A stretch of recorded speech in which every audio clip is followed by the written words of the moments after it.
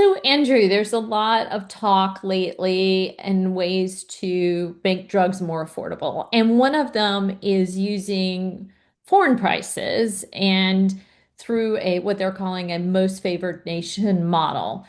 And advocates like yourselves are raising concerns about how that might affect access to advanced treatments for complex diseases like colon and other cancers.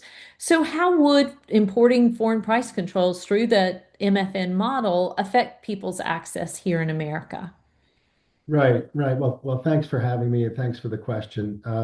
Really, what you're asking is what impact would importing European style price controls have on Americans? And really, the concerns are great that it could have a very negative impact on patients. We are all in favor of lowering drug prices. Let's be clear about that. We understand what goes into pricing, and we understand the return on investment of how important that is, but we also understand that patients can't afford their drugs and patients need to get access to their drugs. And so we are absolutely in favor of measures that the government can take to reduce them. The problem is we just don't think MFN, the most favored nation, is a policy that's going to be successful in the long term. And when you hear about this executive order that came through, it may sound good. Like, yeah, that should cut prices. In the short term, it probably will cut prices. But there's always, a counterbalance, this whole ecosystem of how the whole drug industry works and how global that industry is and how so many parts of the drug comes from so many different parts of the world that have to be come together and be put together in the final product. This is a very sort of decades long global ecosystem that's been put in place that's working really well for Americans more than anywhere else in the world. It's working really well for Americans. And what I mean by that is when you look at the history of Europe, Europe used to lead the world in drug development. No question about that. Back in the 70s, 80s, Europe was the epicenter of all drug development. And then they brought in price controls. And what happened is that drug development went away. And now here we are, 30, 40 years later, the US, which did not have price controls, accounts for 68% of drug development now. So the European biopharmaceutical industry has been decimated. And what happens to patients as a result of that? They don't get access to the drugs. And that's really the big issue that I can talk a little bit more about is the impact that this could actually have on access. So I'm already into the long answer to your question, but the less long, not short answer is that we think that MFN is going to have a really negative consequence on the health of Americans' access and then eventually global access, because we see that MFN is going to actually impact patients negatively globally. So let's dig in a little on access. Countries who use price controls and that the MFN model would refer to and adopt by just bringing those prices in without necessarily going through all the discussion about it and how they're set. They often do restrict access to cutting edge medicines. Maybe they don't fit their global budgets, or there are other issues with why they restrict access. So, talk a little bit more. What risks would U.S. patients face with similar limitations here? So again, it goes back to that ecosystem. When you affect one side of it, you're going to affect the other side of it. There's no cause, no nothing that happens without some counter effect on the other side of it. And what will happen is exactly what happened all around the world, not just Europe, but let's start with Europe. Europeans do not have great access to innovative medicines, and that's very well documented. Even the best of the countries, Germany, France, Italy, these countries, these first world countries have very poor access to medicines. Maybe you're looking at 60 to 70% in the most developed of countries. Go start to the go a little further east to the UK, you're at about a 50% access. Head to Asia, it gets even worse. South Korea has one of the worst drug accesses in the planet, probably about a third of all drugs that are available worldwide are available in South Korea. Again, once price controls came in. Look at the United States. I'm sorry, let's not go to the United States. Look at Canada. You're looking at about 25 to 30% of access to innovative drugs. So where price controls exist, low access to these drugs exist. In the United States, where there are not price controls, cancer patients have access to more than 90% of, of approved cancer therapies. United States citizens have more than 85% access to every other drug that's approved. That's access that the entire world envies. It's the best access in the world. So if you bring in price controls where all of these other countries have suffered with access as a result of price controls, that's the fear that is it's same thing's going to happen in the United States because you can't have it both ways. You can't have one action without a reaction. And the reaction has always been worldwide that if you put in European price controls, you're going to get European access.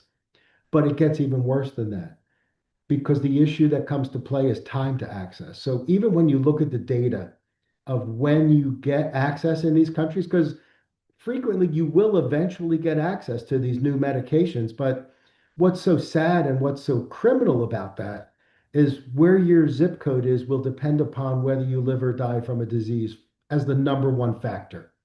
So look at the cancer outcomes in Europe versus United States. If you get diagnosed with cancer in the United States versus Europe, you're 2.8, I think, percent roughly more likely to die from cancer in Europe than in the United States. So health outcomes are affected. When you combine all EU countries together, this is an astonishing figure. But when you combine all EU countries together, the average wait time for a new approved medicine is 574 days. We're talking almost 2 years of waiting for a new drug that is readily available, usually in the United States, within 60 days.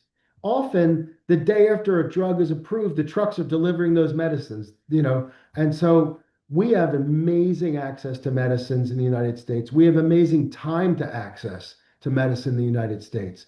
We don't want to mess with this by saying we need these short-term savings by importing European price controls because we know access is going to get limited and time to access is going to be crucially affected.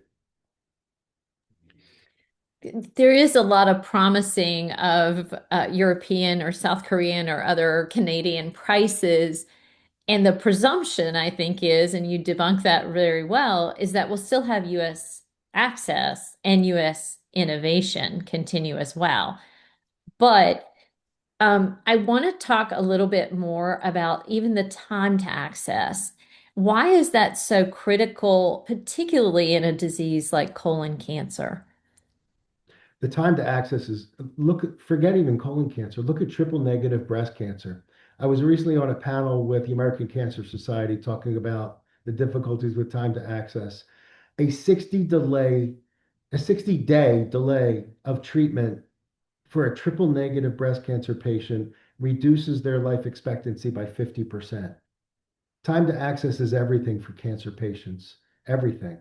You need to get on treatment right away, and you need to get on the most innovative treatment that's available for your particular disease when you have cancer. And so, time to access is so critical. And again, I go back to it's cruel, it's borderline criminal that it all comes down to what country you live in, whether or not you live or die from a potentially curable disease or a treatable disease or a disease that could give, a treatment that could give you many, many years of quality life with your family and working and things of that nature. And you don't get access to it simply because your country chose to have price controls in place and caused R&D to move away from that country to another country.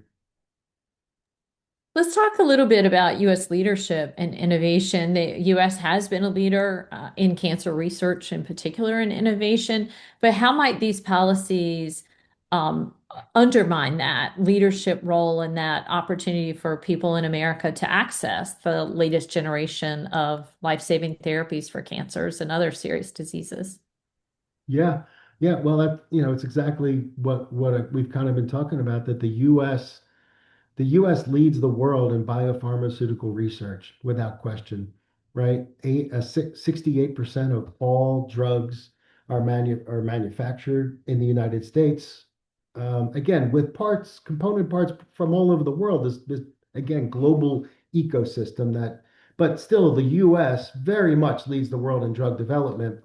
And the economic impact, of course, is great for Americans with the hundreds and hundreds and hundreds of thousands of people, if not millions of people that are employed by the industry. But it also translates to when you have the trials in that country and the drugs are developed in that country, you market them in that country. And we have that kind of access because we have such a robust biopharmaceutical, ecosystem in the United States, and it's working really well for Americans. And I don't know how much they know that, but with the access that we have, and we have access to 90% of the world's cancer drugs. In the UK, is 50%, in Canada, 25%, in South Korea, 30%. And, whichever, they're really close. That's a really bad thing for American patients for the future. So I worry very much for my kids. What impact is this going to have 5, 10 years from now? And what impact is it going to have on investment? Um, we see a potential reduction in investment if the smart money has a choice of where to invest to get the best rate of return. Do we want them to invest in biopharmaceutical next generation research for cancer patients or parking lots and shopping malls and hotels? We want that venture capital to come into this industry.